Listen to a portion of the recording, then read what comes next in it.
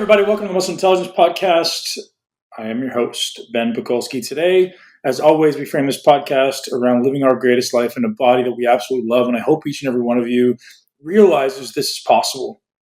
And if you're having a hard time, or at least up at this point in your life, you've had a hard time building a body that you love or crafting a life that really makes you feel fulfilled when you wake up, it could just be this reality that you're looking at the wrong things. You're placing your attention on the wrong things, or maybe you're not following through on those things. And it's not your fault. We can all absolutely follow through.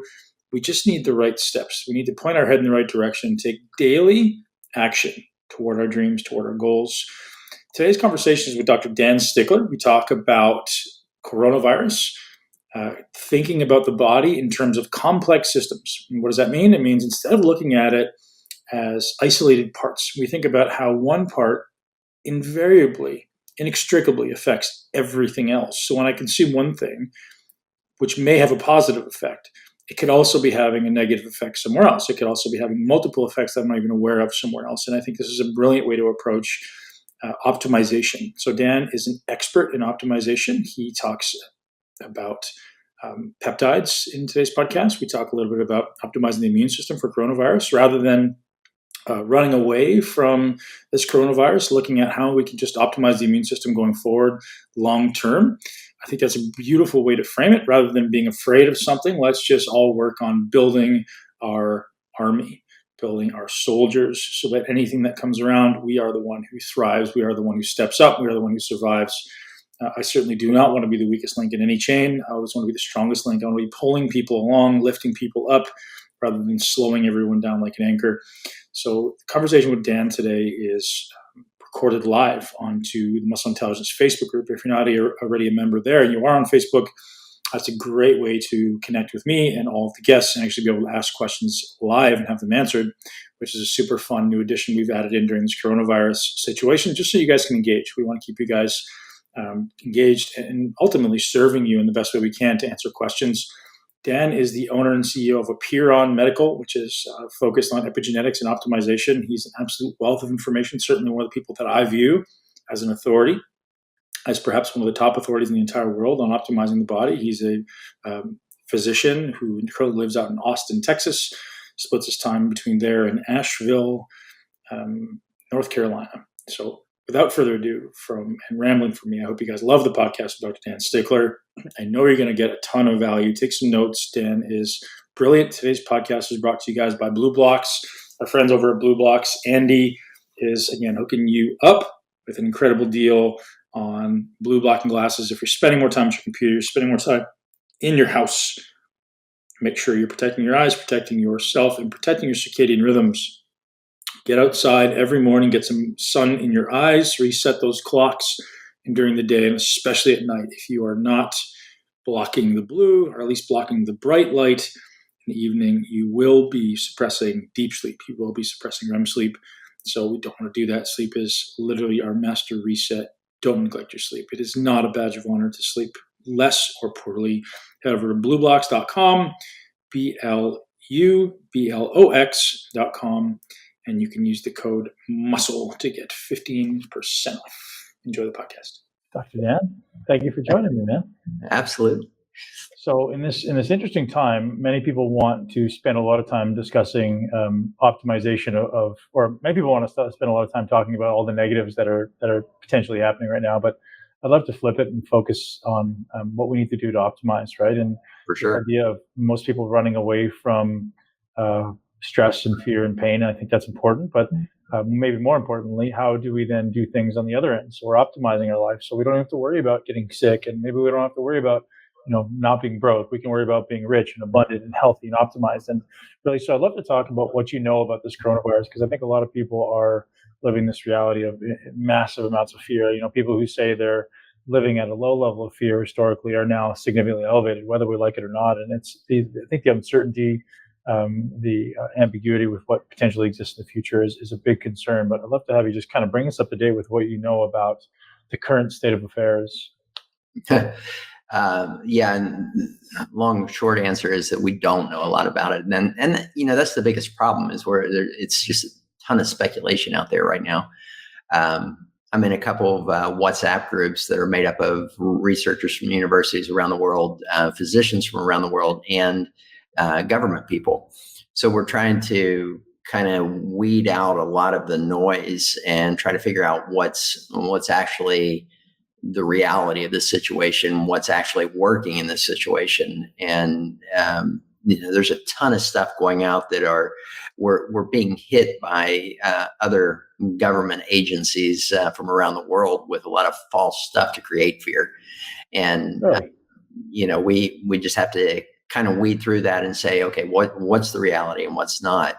With this virus, I mean, it's a brand new virus. I mean, we've known coronaviruses, but this particular one has a whole different component to it.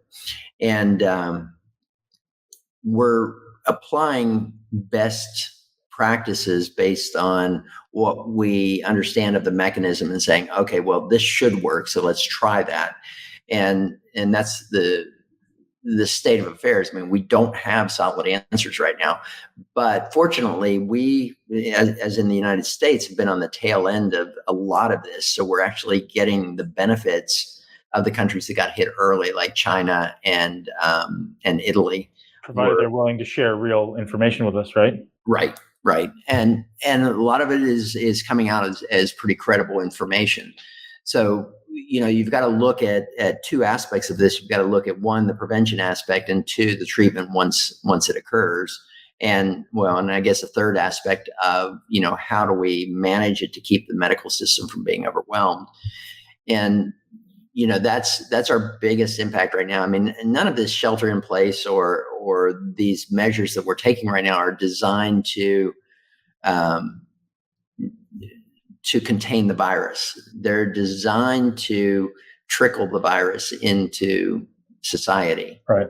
And hopefully reduce the number of people that actually get it. But that trickling effect will make it so that we don't overwhelm the medical system. I mean, New York City right now is completely overwhelmed. The number of ICU beds and ventilators are, I think at this point, are surpassed by the number of people requiring them, which is not something we want to repeat in any other cities. I mean, Austin's been really good with the people sheltering in place prior to the order for it. We just got the order last night, but I mean, the streets have been a ghost town for the last week and a half, which is great. I mean, I love to see the community coming together in this aspect, but like you said, this isn't something that is, yes, it's a once in a lifetime thing, but it's a black swan. We never know when this is going to happen. So the goal is be prepared for it, and don't go into fear, don't go into panic. Just make sure you're prepared. It's just like, when I walk in the park down here in Austin, it's no big deal. I walk in a park in New York City, I'm more aware of what's going on, and I kind of take precautions to say, okay, well, I want to be a little bit more vigilant right now. We're in a time where we need to be more vigilant, but we still need that baseline of an immune system that can be anti-fragile against this stuff. What are we seeing as far as trends? I know you're kind of keeping up to date with trends around the world. So I've heard speculatively that Italy saw a sharp increase in deaths, and I've heard New York's obviously seen a sharp increase in diagnosis. But like any kind of general statements as far as what seems to be happening with the trends, is the curve flattening? Well, with the measures we've taken into account right now, I mean, I think we're gonna look at probably another 7 to 10 days of rising numbers. That's not going to reflect the fact of what we've done already. But at that 7 to 10 day mark, that's where we should see the impact of what we've done at this point, because you've got up to a 7 to 10 day, even up to 14 day incubation period for this. So people have been exposed. People are sheltering now. But what we'll see is that the numbers will increase, and then they should cap and then start to drop. And that's what we're hoping for with this shelter in place that's being implemented in most cities. Yeah. Is there a pretty clear set of symptoms that have been diagnosed? Because I've heard conflicting thoughts. Like, obviously, we know it starts with a fever and then it goes respiratory, but then you hear there's some other things that may be intermingled there. Any updated thoughts there? The child crawling across in the back to get to the porch. All right. Yeah, I mean, the symptoms we know pretty much the symptoms now, and and they're not clear cut though as far as what's going to happen. I mean, fever, severe joint and muscle aches. Okay, this is pretty classic, and a cough. I mean, those are the three that are going to occur in 70 to 80% of people. Now, in other people, one of the early signs is loss of the sense of smell. They're noticing this in some asymptomatic carriers, and they're also noticing it in some of the more severe cases as well. So it's not that if you have it, then it means you're just going to carry it and be done. It could be a harbinger to a more severe case. They're also seeing GI symptoms at a higher rate in the people that are requiring ventilators. So they're seeing that people were getting diarrhea, nausea, and vomiting as their first signs of the virus, but they almost always progress to the fever, cough, and body aches. Now, the sore throat is not as common as most. And, this is one of the things that you want to try to differentiate from the flu. So the cough is not common with the flu. The other stuff is more in line with what we're seeing with coronavirus. Very interesting. I've heard there's kind of two ends of the spectrum. Is it true that there's maybe a more mild version and a stronger version, or is that more based on somebody's immune system? Yeah, I think it's all individualized on the immune reaction to it, and yes, you're more likely to get the common symptoms when you're healthier, but it doesn't exempt you from the fact that you could still fall in that 1% that's going to get a severe response to it. But we don't even know these numbers. I mean, all we look at is the number of diagnosed cases and the number of deaths. That's what we're looking at. Sure. We don't know what the prevalence of this is in the population. So all of our numbers are speculation based on what we have diagnosed. But I know there's tons of people out there. I was just on a call with one of my clients from the UK, and it was interesting because about a month ago, he had the classic symptoms. He had severe fever, severe body aches, and a cough. He actually sent me a recording of his cough a month ago. And he went 3 weeks with this thing and just felt like crap. But he had been skiing in Zurich and had friends fly in from around the world that they were together. And he and the other friend both developed the cough, the fever, and the body aches. So I suspect that he probably had it back in mid-February. Wow. So interesting. Now, have you heard any cases from different parts of the world? Like I kind of started talking about this. Maybe there are different incidences or different populations that are predisposed, meaning kids, adults, men. I heard this morning it's going to be 80% men. Any kind of guidance there on who seems to be the greatest demographic? Yeah, again, we don't have real numbers on that, and populations are going to respond differently. We've seen that with many viruses. This one in particular has a predisposition to a more Asian population for sure. And a lot of that has to do with the ACE2 receptors, which is where it's binding. So we see genetic variants in populations that have different polymorphisms of the ACE2 and the renin-angiotensin system. I mean, this is what's being attacked here. So not only do we have a different incidence of propensity to get it, but we also have a different incidence of how severe it can be. And again, we just don't have the numbers. I mean, in the Asian population, you just didn't see it in kids. And yet here in the US, we're seeing 50% of the cases that are under 50 years old. So it is hitting a younger population here in the US. We saw the same thing in Italy. Right. But in China, it was predominantly the older population. Now, if we know it's the ACE2 receptor, is there a way that you know of that we're exploring to help mitigate that kind of entry point? It seems like that's the entry point, right? Yeah, it's attaching to the ACE2 receptors on type 2 pneumocytes in the lungs, and what happens is when they basically die, they secrete surfactant that keep our alveoli, keep the surface tension, to keep the alveoli open. So they die and the pressure drops, and the alveoli collapse, and that's what's leading to the lung issues. But yeah, there's quite a few things that we're speculating on benefiting if we're talking about strictly that ACE2. One of the things that somebody was talking about is nicotine. So nicotine is actually able to downregulate the messenger RNA for ACE2. Now, does that mean you should go out and smoke and hopefully you won't get it? No, because all this is a complex system. So every plus, there's a minus. And with nicotine, it may be okay to do a lozenge or a gum to boost the nicotine in the system to lower the ACE2 and perhaps lower the probability of getting it. And there's other drugs that you look at that and substances that can increase ACE2, and those are the ones that we're a little leery of. A lot of people that are on angiotensin receptor blockers, not a good thing because you get upregulation of the ACE2 with that.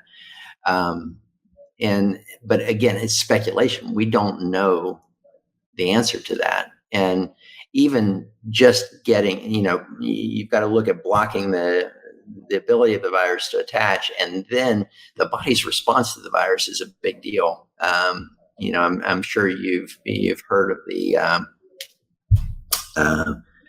cytokine storm that's creating. Can you describe that? Because I don't think anyone will know what that means.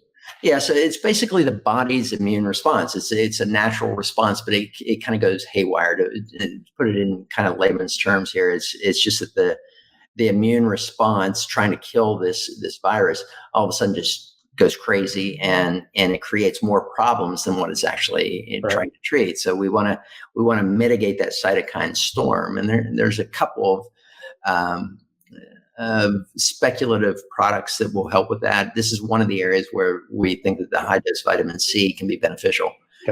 Mitigates it. We're looking at quercetin as well to kind of mitigate that. I'm recommending most of my medical clients to take quercetin ongoing right now. What dosage, Jen?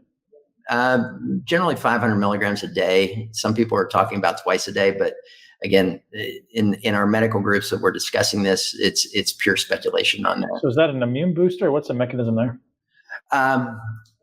Well, quercetin is somehow blocking the ability of the virus to really infect the cells.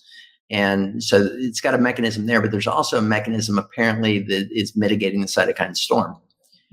And so you just have them take it ongoing anyways, even if they don't feel like they have symptoms. Right. Got it. So vitamin C, quercetin, anything else that you'd suggest as far as kind of best practices? Because well, I mean, certainly everything lifestyle for sure, but as far as specific interventions, one of the things we send out to all of our clients is tadalafil, Cialis. Really? Yeah. So 5 milligrams of Cialis, if they start showing symptoms, is something that we're looking at as a mitigation factor to really boost the nitric oxide system. Nitric oxide is a significant component of this, and we have a good, healthy nitric oxide system that helps. So we've got people doing the Neo 40 dissolvable tablets to boost nitric oxide, and then the tadalafil on top of that really boosts that aspect. Wow. Yeah. So just preventing the type of effects to the lungs, is that what kind of you're looking at? It's actually boosting the immune response to the virus to help to kill it. Interesting. So as far as supplements go, you mentioned vitamin C and quercetin. Is there anything else that you'd suggest, like on a consistent basis, that people would be taking? Or like we'll get into lifestyle stuff, of course, because as I said when we started, the reason I wanted to talk to you is not just to talk about this virus. I know you're an expert in many things, but specifically like looking at human optimization and what that looks like now. What should be the low-hanging fruit people are looking at? But I'd love to just finish up with the supplement conversation. Well, I have foundational multivitamins that I put people on. So vitamin D, absolute must. Vitamin D with K2 to keep those vitamin D levels up. I know Chris Masterjohn put out an article that said don't do vitamin D because it's going to upregulate ACE2 receptors. But I think that was a conclusion that was poorly made. Based on the data. It was based on rat studies with rats being exposed to lipopolysaccharides, and they were using super high dose because vitamin D is so essential for a healthy immune system, and you don't want to compromise that. So vitamin D, a good multivitamin with a methylfolate, methyl B12, a good mix of vitamin A, both in the beta carotene and fat soluble form. That helps, as well as I like the fish oil, even though some people will say it's a immunosuppressant in some sense, but fish oil will mitigate that inflammatory response really well. So those are kind of three core things. And right now I have people taking high dose vitamin C, and this is very specific just for this situation. So I don't recommend high dose C routinely. And then the quercetin. How much is high dose vitamin C? Something over 2,000 milligrams a day. Yeah, divided dosages. Yeah, or even a liposomal if you can get it. They're hard to get liposomals right now, but they're going to get into the cell a little bit better. Any feedback on N-acetylcysteine? Start with N-acetylcysteine. Any thoughts? Yeah, I mean, the glutathione system is the master regulator of the immune system, and N-acetylcysteine is a nice feed into that. A nice substrate for that. The interesting thing is, they're telling everybody to avoid ibuprofen because they're seeing correlations with that being related to the people getting the most severe symptoms. And so they're telling everybody to take Tylenol. Well, Tylenol actually depletes NAC levels. So, you've got a double-edged sword there. So what we're doing is recommending anybody taking the Tylenol to certainly take NAC. But anything that boosts glutathione is going to boost the immune system. Yeah. You don't want to do it on a ongoing basis as a baseline because the body does a pretty good job of taking care of it if you feed it the right materials. But in this situation, anything boosting glutathione is going to protect you in the short term. Do you like liposomal glutathione or not so much? Yeah. I do. I actually sent out a thing to have all my clients order liposomal glutathione and start taking it on a twice a week basis right now. And if they get something, to take it daily. How do you feel about glutathione versus IVs versus vitamin C in IV form? Well, I mean, you can get a much higher dose with the. But how's the absorption? Well, liposomal glutathione is pretty highly absorbed. I mean, most things in the liposomal form, you can get pretty good serum levels with that. Vitamin C, like I said, the liposomal form will cross much better. You can do a much lower dose of it. But when we're talking like high dose vitamin C, I mean, we're talking doses in the thousands for the IV form of it that they're using to treat the cytokine storm. I mean, we actually have IVs in our clinic with a substance called Plenish, which is a mix of nutrients, but it also has high dose vitamin C. We add additional vitamin C to it, and we add glutathione to it. That would be for really boosting a system that's severely compromised, and generally not necessary in most people. Is there good data around people actually seeing a benefit from? I hear so much conflicting information around vitamin C IVs versus glutathione IVs actually being beneficial. Is there relatively solid science there? No, and yes. I mean, there are some studies that show some benefit, but there's also studies that show no benefit. So we don't know the answer to it. The Chinese have published a couple papers on using the high dose vitamin C, but these are in people that were severely compromised, cytokine storms, using them in that situation. It's been working. Should you take high dose on a regular basis? Absolutely not. Could high dose potentially be beneficial in the short term? Yeah. But taking high dose vitamin C orally can be pretty upsetting to the stomach too, and can cause some diarrhea. So it can confuse people and think that they've got something going on. How about mushrooms? Do you ever experiment with non-psychedelic mushrooms? I was going to say, okay, getting a little personal there, Ben. I don't have a lot of experience working with like mushrooms or CBD right now, and I know a lot of people are promoting both of those as potential benefits. I don't have any answers on that. Okay, so Dan, my favorite thing, and I've been kind of transparent with some of the audiences. Like I'm starting to work with you. I'm really looking forward to work with you. You're someone who I respect more than anyone in this industry. And one of the things that really appeals to me is the systems approach. And I'd love for you to explain what that is to the listener, because I don't think people understand it. I think it seems to be the most comprehensive way to look at a human system. Yeah, I mean, what we need to do is we really need to start looking at the human body as a complex system.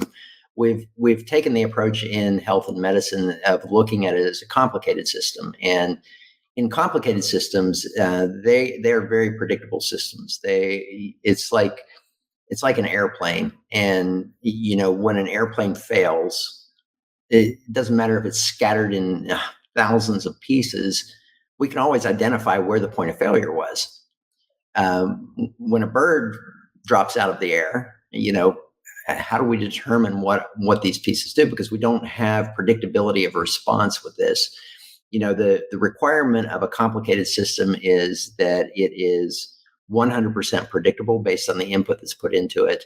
It doesn't adapt. And when we break it down, we can be very reductionistic, and every piece does this.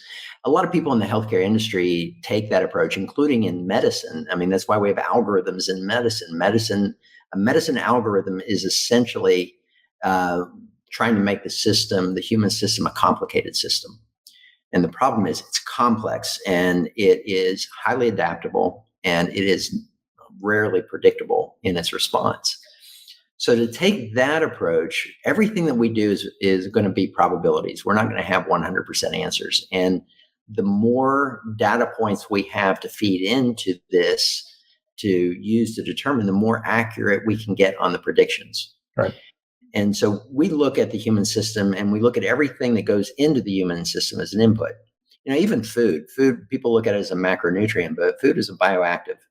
And every type of food that we eat has some kind of an impact on the system, whether it be from a biochemical level or from an epigenetic level. It's going to change gene expressions in some way. The body's going to respond to it. So everything that goes in, the body has a response. And I can tell you from experience, just about every input we have to the system has a pro and a con. So what we have to do is look at the outcome that's desired, balance these pros and cons, and look for the net positive in the effect. And say, okay, this has a higher probability that it will be a beneficial thing to put into the system to get the response that we're looking for. Do you think we're ascending toward complex versus complicated? Is that the difference?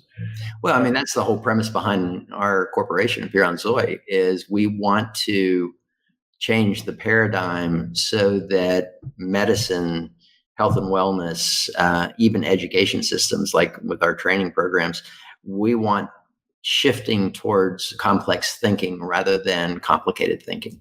So question being, though, if we acquire enough data sets, do you think we'll move toward complicated thinking ultimately? Because if we get enough, let's say 25 years from now, if we have all the data we could possibly acquire on DNA, epigenetics, and how all these systems start to integrate with an AI system, do you think at some point you could foresee like decoding this and turning it into a complicated system? No. You can't convert a complex system into complicated. It's just the nature of the system itself. We adapt. Just like let's take the nicotine as an example that we just talked about. So the question is, okay, should you go out and start taking nicotine gum? There's going to be pluses and minuses to that. Somebody who's already using nicotine gum on a regular basis, has the body adapted to the point where the nicotine no longer downregulates, or the body has upregulated expression to compensate for that at that point? You have an acute response versus a chronic response. The human system is just so miraculous in its ability to adapt to changing environments. When I say environments, I mean foods that we eat, the weather outside, the air we breathe. Everything will shift the system as it will adapt in order to thrive in that new environment. That can never be taken into a complicated approach. You just can't apply complicated thinking to a complex organism. Now, how accurate can we get with complex organisms? Well, the more data points we have, the more data we analyze, the higher the probability. But will we get to 100%? I don't think so. Yeah, it makes a lot of sense. The adaptability of the human genome is just fascinating, right? And I think on levels that most people, including myself, don't often think about is sitting here in a room with artificial light. What's happening at the gene level? How is it impacting my ability to use nutrients and be inflamed and all these things? And that's the beauty of the complex systems thinking, is like you start looking at things like that and you go, hey, you live in or you work in an environment where you're under blue lights all day. That's going to impact X, Y, Z down the road, and you have to then learn to potentially adjust things based on that. Does that sound like it fits into the paradigm? It does, and I hate to even classify anything as good or bad in that sense. I mean, we know that people who live in areas of the United States that have a higher than average background radiation, you would say, oh, that's terrible. Those people are going to die of cancer and all this. And yet we see them, it's actually a predictor for greater longevity. And the reason is because of the adaptability of the human system. You throw in a little stress around that system, that adaptation that occurs will actually make the constitution of the system a little bit stronger. We use the same process when we do detoxes. Everybody wants to take, I'm going to drink this detox for a month, and thinking that the detox itself is what's creating the outcome. And it is, but not in the way people think. When we take like plant phytosterols, this is a common one that's used for detoxification. Well, it's not the plant sterol that's detoxifying us in a direct sense. What it is those plant sterols are low-grade toxins to the liver. That low-grade toxin coming into the liver causes the liver to upregulate expressions of detoxifying enzymes. And so it creates a detoxification process, but it's not the substance itself that's creating the direct detoxification in the system. And so it's all about input and response that we need to focus on when we're looking at health. And I don't care if it's a food, if it's a supplement, if it's a medication. I mean, we need to dispense with all of our prejudices around anything that's an input to the system and look at it as strictly an input to the system. Here's the input. Here's the response in the system. Does the net outcome equal a positive response of what we're trying to achieve? Very interesting. So, new client walks into your office. What are your jumping off points? I'm very curious to hear, like, what would you view as kind of the most important foundational things to address first? Obviously, it's a loaded question, subjective, but I'm very curious to hear your thought process, right? Because if I walk into your office, there's very specific things you're looking at. Like, depending obviously where I'm trying to go with my objective, my target, I'm sure there's low-hanging fruit that you're going to go, boom, go there first. Well, what we do, it's an interesting process that we've developed, because we try not to stovepipe or bias anything that we see. You come in and you say, my big goal is I want to be able to sleep through the night. Okay. So most of the time when you go to a healthcare practitioner, that's what they're going to focus on, is how do we get you sleeping more? We don't do that. We say, okay, great. That's a goal for you. Now we want to assess your human system from a complex system standpoint. So we're going to assess sleep, stress, nutrition, exercise and movement, cognitive function, environment and exposures, and get your labs, get your genetics, get all this up onto a whiteboard and say, okay, what is the current state of this human system, period? Yeah, sleep is a component of it. They're not sleeping well. Okay, that's one of the things that informs on the current state of the system. Sure. We're looking at everything and we're saying, okay, here are their goals. How do we get them from this current state to these goals? Sure, you're looking at causes rather than symptoms. Right. Yeah. So assessing DNA, urine, blood? Blood. Mm-hmm. Blood, no urine? Blood, yeah. Yeah. But not urine. We do urinary metabolites. So organic acid. No, not necessarily. What we're looking at is we're looking at the 4-time response to the cortisol release. We're looking at melatonin. We're looking at the breakdown of the sex hormones and seeing where they are from that standpoint. We don't go into like the neurotransmitters or the organic acids with that typically. I think when we do that, we're trying to get a little bit too complicated and not complex. It's you see these guys that do genetics online, and this is always something that's been relevant in my field. Is I know these brilliant guys that know every biochemical pathway. I mean, they know it better than me, and they know where gene variants are involved in those pathways. And then they see a gene variant and they say, oh, you've got this, so it causes this. Well, it's not the way the system works. That's complicated thinking. It's, yes, this has an influence on this, but does it translate into symptoms? Does it translate into lab work that we're seeing to inform that? Is this consistent with this probability? And most of the time it's not. I see people with MTHFR variants and they go to these gurus online that are genetic experts in MTHFR, and everything is related to MTHFR. I mean, you go to the site and every symptom that you could possibly have is listed and says, if you have MTHFR and you have any of these symptoms, then, I can help you. And that's just the biggest fallacy out there. And it's not that they're trying to rope you into some poor science, but that's just what they know, and that's what they're thinking is on a complicated level and not looking at the whole system together. So when you see somebody's blood work, what are the things that are going to stand out to you as being the greatest opportunities to progress? You mentioned hormones. Is it also looking at like cellular function, inflammation, just the basic foundational things? Yeah, I mean, and again, they all play together. I don't take a single blood test and say, oh, you've got this. It'd be like taking a genetic variant and saying, oh, you've got that, so it equals this. Just typically doesn't work that way. But we look at hormones, we look at inflammatory markers, we look at things like iron storage, we look at vitamin D levels, we look at homocysteine levels, we're looking at basic metabolic panels of liver function, kidney function, looking at lipid fractionations to get a better idea of what that system is doing, and then correlating that with what we're seeing in the other areas. Is this consistent with what we're seeing here? If so, then is there a direct impact of this to create that? Right. So obviously we can't go into specific diagnoses, we can't go into specific treatments, but so you go through this and you see a bunch of things wrong in somebody. We're not going to go into medical or vitamin treatments. Environmentally, movement wise, what are some of your foundational, like if you can give people 3 tips? I know it's ridiculous and overgeneralized, but I think people who are listening to this want to know, hey, I want to thrive, I want to optimize. I don't have the ability to work with Dr. Dan. Where should I place my attention?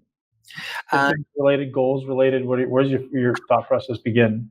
The first thing I would tell people is to really get good at understanding your own metrics. And what I mean by that, this is the simplest device that you can get to get an idea of what your system is doing. And I'm not saying look at it from an absolute context. So, I'll have people that'll say, my stress level runs 50 all the time. Well, okay, but what's it do when you do other things? When you're feeling good, what is it? When you get a full night's sleep, what is it? So we look at the dynamic of the system and what's happening with that rather than looking at those absolute numbers. Resting heart rate is a classic one. I can tell you, I know when I am off based on my resting heart rate because it'll go up 10 points. I normally run 53 on my resting heart rate. I mean, it's like a metronome throughout the year. And I've worn this thing continuously for 3 years.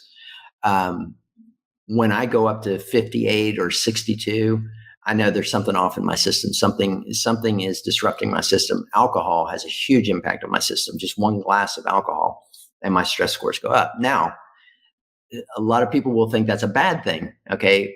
My stress score goes off the chart with exercise. That's a good thing.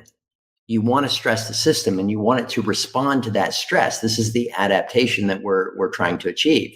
So you stress the system, create the adaptation for it, and there's where the benefits of the exercise come from. But if it stresses your system and your system doesn't fully recover until the next time you're exercising, you're probably going to get into detrimental stress. So there's the good stress and the bad stress. Now, alcohol, it trashes my system for about 6 hours after a glass of alcohol. Is that a bad thing? Yes, if I do it every day. Now, if I have a glass of alcohol once or twice every month, that's a whole different process. I'm actually adapting my system to a little bit of stress, and that's a good thing. What are your daily rituals to maintain health and immune function during this time? Oh, this is, take the vitamins that I mentioned, the 3 foundational ones for sure, but sleep is absolutely critical. Sleep is such an underestimated benefit to the body. I mean, we look at sleep as, it's something we have to do. People don't look at sleep as a performance enhancer. Huge. And yeah, it's huge for that. Mindset. I mean, we have a full-time mindset coach that works with all of our clients, and mindset is absolutely critical right now. I mean, the immune system right now is being bombarded. And I'm not talking about the virus. I'm talking about our lifestyles right now. Anything that disrupts routine impacts the immune system. We have now changed our daily routine pretty dramatically. Our immune system is going to be compromised from that. There's no question. I mean, even if we go on vacation, we think vacations are these things that are great for stress. But because it disrupts our routine, our body actually gets stressed when we go on vacations, even though we may mentally feel like it's relieved. So having the disruption in the routine is stressful. And if you're reading social media right now, you're probably getting even more stressed about what's happening. And people, they'll stay up late at night on the computer looking at social media and going, what's going to happen? Look at my finances. How's this going to impact me? How are we going to get through this? The stress is ubiquitous right now in the system, and it's contagious. I mean, it's more contagious than the virus. You get around somebody who's stressed, just think about how you feel about that. So what we need to do is start reframing a lot of this. I mean, for us, we look at it and we say, it gives us time to step back and start working on our processes. I mean, we're losing substantial income right now, and we're paying all of our employees as this goes out. So we're just, money's flying out the door at the moment. But we also look at it and say, okay, this is a time for us to regroup and do some things that we've been planning on doing. We have the downtime, we have the ability to do that. So we've been focusing on the really positive aspects of what this is creating. I see this also as it's a paradigm reset of the world. I mean, look at what's going to change when this resolves. We're going to see a change in the education system. We're going to see a change in the medicine system. I mean, they've approved telemedicine without having physicians be licensed in every state that they're doing telemedicine. And I think that's going to stick. That's something that has opened up a new door. We're going to see changes in people looking at their health and not taking it for granted and saying, oh, if something happens, then I'll do that. Well, this is a wake-up call. So I think you're going to see a shift in the way people function just from this entire event. I completely agree with you. And now you're speaking about intentionally subjecting yourself to stresses, objectively curating stress. And do you have any subjective or objective levels of manipulation? So like, how far are you trying to get out of homeostasis, right? Like, obviously it's dependent on your ability to recover, but you personally, do you have any kind of markers you go, hey, I intentionally want to get myself out of this homeostasis every day or every other day? Or do you have any way that you approach that in general for people watching? Yeah. And the biggest thing to pay attention to is how high the stress goes and how quickly it recovers. And that's why these are absolutely critical, because they give you that metric. It's the dynamic, again, not the absolute of it. As an example, so Micra is a superhuman athlete, my wife. And she's got this like VO2 max that's off the chart. So we go out and we'll run along the trails or along the river here in Austin. And, we run at a pretty good pace. Well, we finish up and we download our data, and, my stress score is hitting like 80, 90, 100. And she's at like 30 or 40, running with me. And then she recovers in like 20 minutes, and it takes me 3 to 4 hours. Now, that creates a really good stress adaptation response for me. That does not for her. So if she wants to progress and improve, she's going to have to leave me behind. And she doesn't want to do that, but I'm trying to get her to kind of say, just run off, get ahead and I'll catch up to you. But you've got to create what we call a eustress response and not a malstress response. So you also don't want to push it so hard that those stress scores go up and it takes you 24 hours to fully recover from that. That perfectly comes back to what you just said, is like, start to learn your biometrics, right? Learn yourself. And measuring the sleep? Do you have an Oura ring, or do you usually just use the Garmin? I just use the Garmin. It's interesting. I have a lot of clients that use Oura ring, and it's about a 50-50 mix of whether the Oura ring or the Garmin is more accurate for sleep. Interestingly, the most accurate one I've seen for sleep is the BioStrap. BioStrap, they've really focused on sleep metrics, and none of these are great for sleep structure. They'll look at sleep time, and what I do is I usually combine deep sleep and REM sleep, and I want to get 3 hours every night. And I know that that's my magic number to combine those two. If I get 3 hours every night, then I'm doing really well. But you can also use it as a dynamic and say, okay, well, I'm only getting 20 minutes of deep sleep, and I took this supplement of DHHB, and all of a sudden I'm getting 60 minutes of deep sleep. That's a pretty good metric to tell you that you're probably doing the right thing, but you also have to measure, how do I feel in the morning? Is it creating that positive response that I'm seeing in the metrics? So you brought it up, Dan. I got to ask you, you brought up DHHB, and you're one of the world's experts on peptides. Yeah. Bar none. I'd love to have you. DHHB, most people will know what that is. I'd love to have you share that. And then maybe we can get into some peptides for optimizing immune system, talking a little bit deeper around, what should we be doing right now, if anything?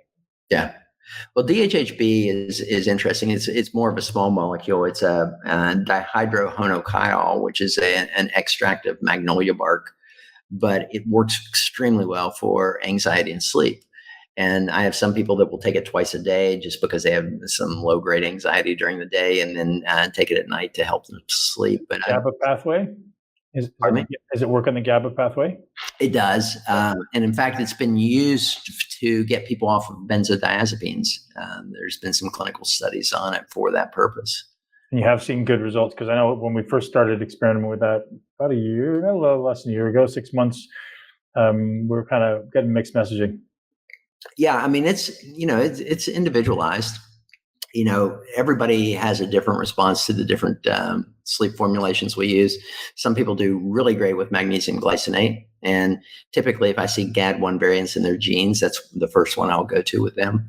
Over 3 and 8? Do you prefer the glycinate over 3 and 8?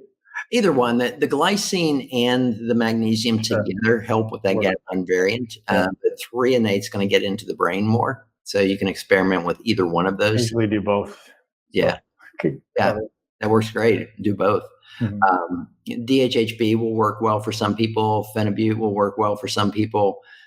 It varies across the board in your response. So that's why you have to individualize the approach to each person. Are they still able to make Phenibut at like TaylorMade or any of the peptide companies? Yes. TaylorMade did have Phenibut in. They're able to formulate it, and there's a couple of research chemical companies that are still selling it as a research chemical. I don't want to get into gray waters, Dr. Dan. Yeah. Well, you can't sell it as a supplement right now. Got it. Okay. But it still can be sold as N of 1 research. Yeah. Yes. So we also briefly mentioned some potential immune boosting peptides or cellular optimization peptides. And it was some decent protocols that exist right now. So if anyone wants to go down that realm, if they're really concerned with optimizing health and immunity ultimately, where would you point them? Well, it's all speculation. We look at these peptides and we say, based on their mechanism of action, what they do you think this would be a good thing? So right now, it's pretty well believed that thymosin alpha-1, which will boost the immune system, especially T-cell response, is a definite plus right now. So doing 2 to 3 times a week, a dose of thymosin alpha-1 to get the immune system. 1 milligram, 2 to 3 times a week? 1.5 milligrams typically. I know Jean-Francois Tremblay, who's a mutual friend, he's actually doing, I think, 3 milligrams 3 times a week right now. He just feels like the data was based on a different formulation, and he thinks that the thymosin alpha should be dosed a little bit higher. Is anybody quantifying this stuff with blood work? Like, it'd be super interesting to see, like, just do one peptide for 30 days, show me your blood work, what's happening, right? I'll be willing to be the guinea pig, because I was talking to JF yesterday, and he's like, hey, man, let's run some tests. Why not, right? I'm a man as one, but at least you can start seeing a little bit of direction, because if you do this thymosin A1, are the T cells going up, and can we quantify it? Well, where you'd have to quantify it. So UCLA, their Department of Pathology has a research lab that will run samples for research only. So you have to submit it under a number, and you can get the CD38s, CD8s, CD4s, and see that changing over time. So they look at naive and active T cells. That can be done, but that gets expensive getting into those kind of tests for sure. We just know people in the lab, Dr. Dan. We can make it happen. Yeah, there you go. We got to find the right people. Listeners, if anyone knows anyone in the UCLA labs. So thymosin A1, good time to be dabbling with, epitalin or thymulin or anything like that. Is that different? Obviously mechanistically different, but potentially beneficial in this time? Yeah, I have most of my clients stepping back. I mean, a lot of them are using the growth hormone releasing hormones, and I have them maintaining that. But as far as looking at the performance enhancers, I've kind of got them step back from that a little bit until this is over. So I've got them loaded up with LL37. Yeah, you mentioned that one. Tell me about that. Yeah, LL37 is interesting. It has been shown in viral illnesses to block the ability of viruses to attach and internalize into cells. Again, is that oral? No, it's injectable as well. So thymosin alpha and LL37 are both injectable. So I've got my clients that they're loaded up. They've got the vials of it. And I say, if you have symptoms, call me, we'll talk through it. And then, we would start the LL37 twice a day if the symptoms are consistent with a viral infection. Another one we're using is C-Link nasal spray. This one is interesting because it's actually been shown to substantially reduce influenza virus viral titers in 2 days to 0. Wow. And I mean, it's a isolated Russian study, but it's enough to convince me that I've got my clients shooting up 2 sprays of that every day right now. And that's something that tailor-made compounds as well with the nasal spray? It is. And the other one is pentosan. Pentosan phosphate, it works really well with, again, keeping the virus from being able to enter the cell. And we think of pentosan as more of a, pain reliever, chronic pain, inflammation, helping with that. But it has been in clinical trials shown to benefit in that regard with viral illness. Yeah, when you sent that one to me yesterday, I looked it up, and there was some really interesting data there around inflammation, and I wasn't seeing the correlation, but makes sense now. So all of those, you think like stack it, go all of them, and now the question becomes, okay, I've made myself bulletproof, and I always say my immune system's a beast anyway, is like likelihood of me getting sick is slim, but there's this conversation now around me potentially being a carrier. So if I am muting all of these viruses from attacking my cells, it's still possible that I'm carrying this around, or would it have to be attached in the cells and proliferating in order for me to then transmit it to somebody else? No, I mean, there's a lot of people carrying this thing right now. Asymptomatically. I mean, I think that's one of the biggest problems with it is it's got a long incubation period. It's got a lot of people that are asymptomatic with it that are carriers and shedding this. I mean, they've shown that it's actually shedding in the stool up to 24 days in people that get infected. So, it's a unique virus. It's hopefully opening the eyes to not only the medical community, but the people of the world that says, you need to be anti-fragile, get this stuff taken care of and don't have to panic when this happens. Be ready for it. Now, here's the ultimate esoteric question that you don't want to answer. What's the likelihood that this has been curated by some other country or some other organization to make it reality? I had to throw it out there. Just well, I mean, that's a real question. I mean, that's, this is the next realm. I think we're going to see a lot of biological attacks occurring in this realm because we're now so good at gene editing that there's a lot of countries that are gunning for the U.S. and there's some nefarious people out there that are taking advantage of that. And they would love to see something collapse here, but I don't think this one, based on all the researchers that I've been communicating with and the data I'm getting from some of the government people, I don't think this thing is, I think it's 96% identical to bat COVID. So it's just a 4% mutation. It's a very small mutation, and there aren't fingerprints of gene editing in any way that people can identify. So I think a lot of that is more conspiratorial. And a lot of these major viruses that have become pandemics have come out of China. It's just the population there, the culture there is just primed for it. I mean, these open air markets with all the live animals and dead animals, and it's just a breeding ground for this to happen. I mean, Spanish flu, which decimated the world population, came out of there. The Black Plague came out of there. I mean, all of these things are coming out of this country because they really don't have the system in place to really have that environment that does not allow that to happen. Dan, just previous to what you said right there, you said something that you've got to become anti-fragile. Have you guys created a blueprint or a framework around, hey, here's all the boxes you need to check to become anti-fragile? Because I know a lot of the listeners would be very interested in this concept of becoming anti-fragile and optimizing it so we don't have to face these challenging times. And we're in the process of developing kind of metrics for that. I don't know if you know Michael Osterlink, right? No. Michael's the one that wrote that anti-fragile article that you posted. Okay, got it.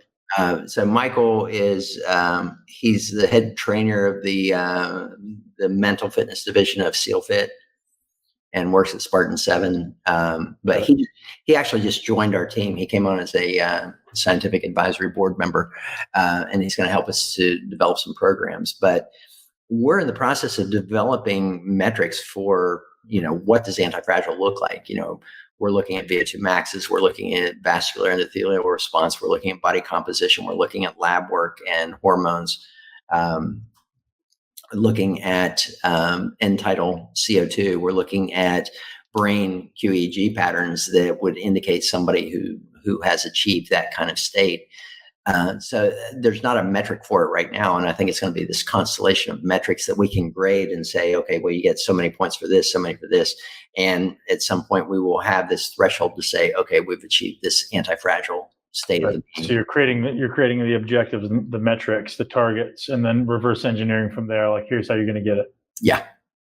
Yeah. So that's exactly what we're all after, right? Is create some standard, some utopian standard, like, hey, we want to be here.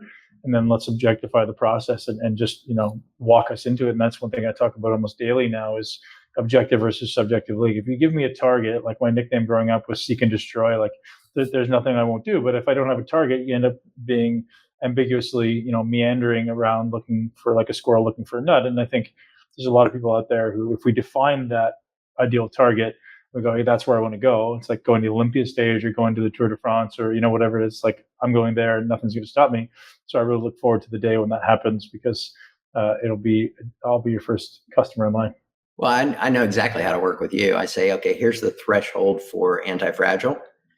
And here's like super anti-fragile, but you can't be there. I can't get there. Yeah. Right.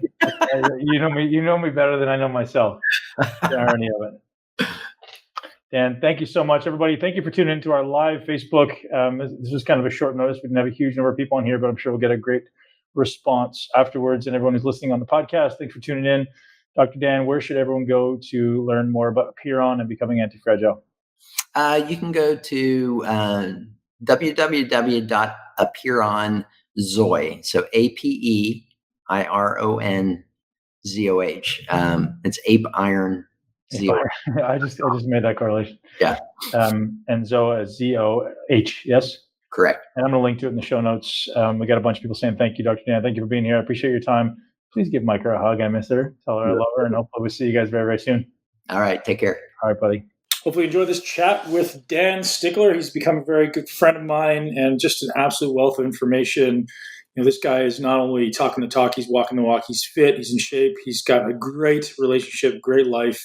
And he's really impacting the world in a positive way. I love people who are altruistically creating massive impact in their family and their community, and certainly around the world. Dan is growing Apiron literally everywhere. It seems like he's growing this amazing following. So thank you so much for Dan Stickler for being here on the show. And thank you very much to Blue Blocks for sponsoring this podcast and making it happen. And you guys can get 15% off your order, Blue Blocks, blueblocks.com/muscle-intelligence, or just go to blueblocks.com, use the code MUSCLE, get hooked up with 15% off your order of Blue Blocks. Guys, I hope and I truly pray that you're happy, that you're fulfilled, that you're loving life. If you're having a hard time with anything with respect to your fitness and your body and your health, head over to the Muscle Intelligence Facebook group. Join us in there. Give us a shout out, say hello, let us know what we can help with. There's a few questions that get you into the group and just to kind of let us know how we can help. And we really want to provide value for you and for your loved ones. And if this is a podcast you enjoyed, or if you ever enjoy any of the podcasts, share with at least one person you know and love who would benefit from the intelligence approach to life. Guys, thank you for being here. Live your greatest life in a body that you absolutely love. Thank you so much for tuning into Muscle Intelligence. If you enjoyed today's episode, please be sure to share it with at least one person you know. Make sure you're subscribed so you never miss an episode. This podcast is for information purposes only. The statements and views on this podcast are not medical advice. This podcast, including Ben Pakulski and the producers, disclaim responsibility for any possible adverse effects from the use of information contained herein. Opinions of guests are their own, and this podcast does not endorse or accept responsibility for statements made by guests. This podcast does not make any representations or warranties about guest qualifications or credibility. This podcast may contain paid endorsements or advertisements for products or services. Individuals on this podcast may have a direct or indirect financial interest in products or services referred to herein. If you think you have a medical problem, consult a licensed physician.